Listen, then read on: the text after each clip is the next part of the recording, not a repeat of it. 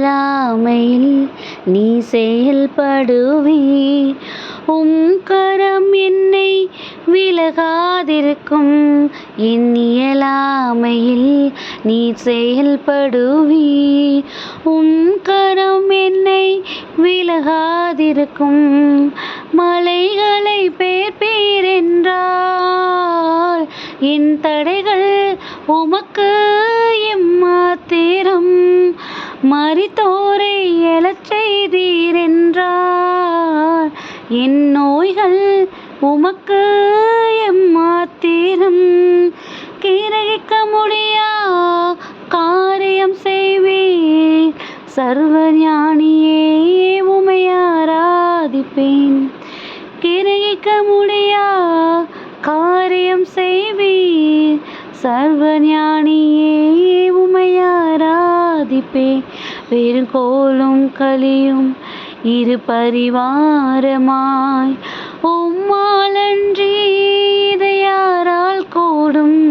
வெறுங்கோலும் களியும் இரு பரிவாரமாய் உம்மாலன்றி இதை யாரால் கூடும். ஆகாயத்து பட்சிகளை போஷிப்பீர் என்றால் என்னையும் போஷிப்பது நிச்சயமே. காட்டு புஷ்பங்களை உடுத்துவது நீர் என்றால் என்னை குறைவின்றி நடத்துவதும் நிச்சயமே. கிரகிக்க முடியா காரியம் செய்வீர். சர்வஞானியே உம்மை ஆராதிப்பேன்.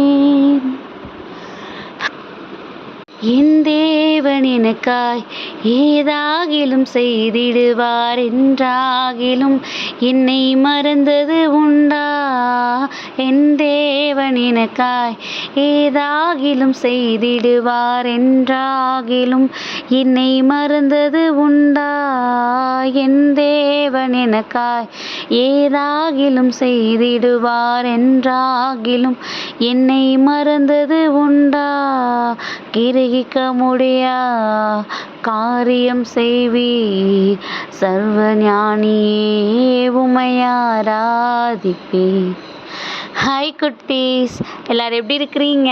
நல்லா இருக்கீங்களா?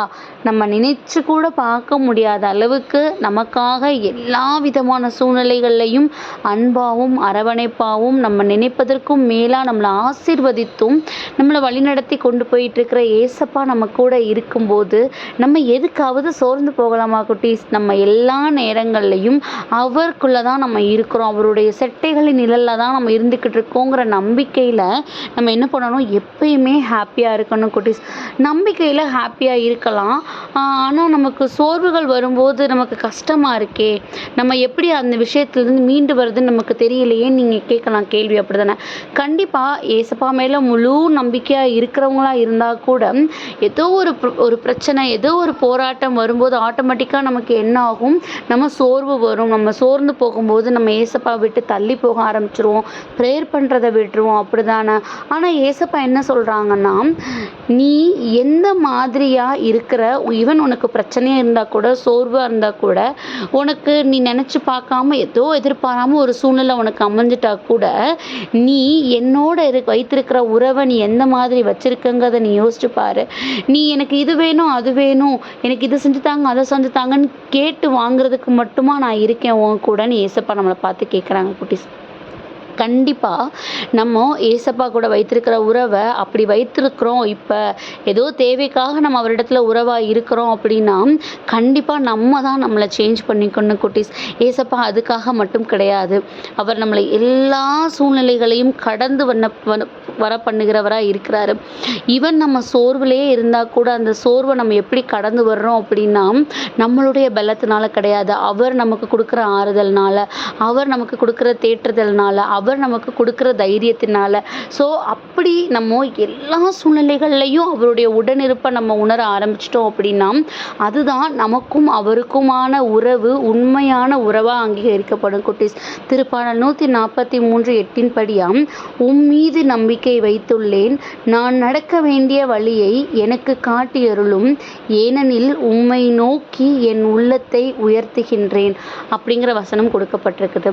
என்ன சூழ்நிலையாக வேணாலும் இருந்துட்டு போட்டுமே, நம்ம இந்த உலகப்புறமாக ஒரு பொருட்டாக கூட யாரோட கண்ணுக்கும் இல்லை, நம்ம உதறப்பட்ட தள்ளப்பட்ட நிலையில் இருக்கிறோம், இல்லை ஏன் நான் என்ன பண்ணாலும் எனக்கு அதில் தோல்வி தான் கிடைக்குது, ஏன் என்னால் அடுத்த கட்டத்துக்கு போக முடியலன்னு இந்த மாதிரி நிறைய கொஷின்ஸை நம்ம சுமந்துட்டு போகிறோம்னா, இந்த வார்த்தையை நம்ம இன்றைக்கி நமதாக்கிக்கிடணும். நான் இதெல்லாம் இருந்தால் கூட ஏசப்பா என் நம்பிக்கை உங்கள் மேலே வச்சுருக்கேன், என்னோட முழு இருதயத்தையும் உமது கரங்களை கொடுத்து நீங்கள் எனக்கு என்ன வழிகாட்டுதல் வைத்திருக்கீங்களோ அதன்படி இந்த வாழ்க்கையை நடத்துவதற்கு நான் என்னை தயார்படுத்தி வச்சுருக்கேன்னு நம்ம வாயார அறிக்கை இடும்போது நம்மளுடைய எல்லா விதமான போராட்டமான சூழ்நிலைகளும் என்ன ஆகுமா, மாறுமா குட்டீஸ். ஆனால் நம்ம என்ன பண்ணுறோம், அதை நான் தேவைக்காக ஏசப்பாவை தேடுறோம். நமக்கு நினச்சது நடக்காதப்போ அவரிடத்துல சண்டை போட்டுட்டு இல்லை அவர் ஏதாவது தேவையில்லாத வார்த்தைகளில் பேசிட்டு என்ன பண்ணிடுறோம், அவரை விட்டு விலகிடுறோம். ஆனால் ஏசப்பா என்ன சொல்கிறாங்க, நீ என் கூடவே இரு, உன்னோட எல்லா சூழ்நிலைகள்லையும் நான் உன்னை யார்கிட்டையுமே விட்டு கொடுக்கறதில்ல. உனக்கு சூழ்நிலை கஷ்டமானதாக இருந்தால் கூட அந்த சூழ்நிலையை உன் கூட இருந்து உன்னை கடந்து வர பண்ணுகிறதற்கு நான் உன் கூட இருக்கிறேன். நீ நடக்க வேண்டிய வழியை உனக்கு காட்டுறேன். நீ உன்னோட இருதயத்தை இடத்துல கொடுத்துருக்க பார்த்தியா, அதற்கு தேவையான நிரந்தரமான ஆறுதலை ஆசீர்வாதத்தை நான் கொடுக்குறேன்னு நம்மளை பார்த்து ஏசப்பா சொல்கிறாங்க. ஸோ இந்த நாள்லையும் அப்படிப்பட்ட மனநிலையில் நம்ம இருக்கிறோம் அப்படின்னா இந்த வார்த்தையை நமக்குள்ளே எடுத்துக்குவோம்.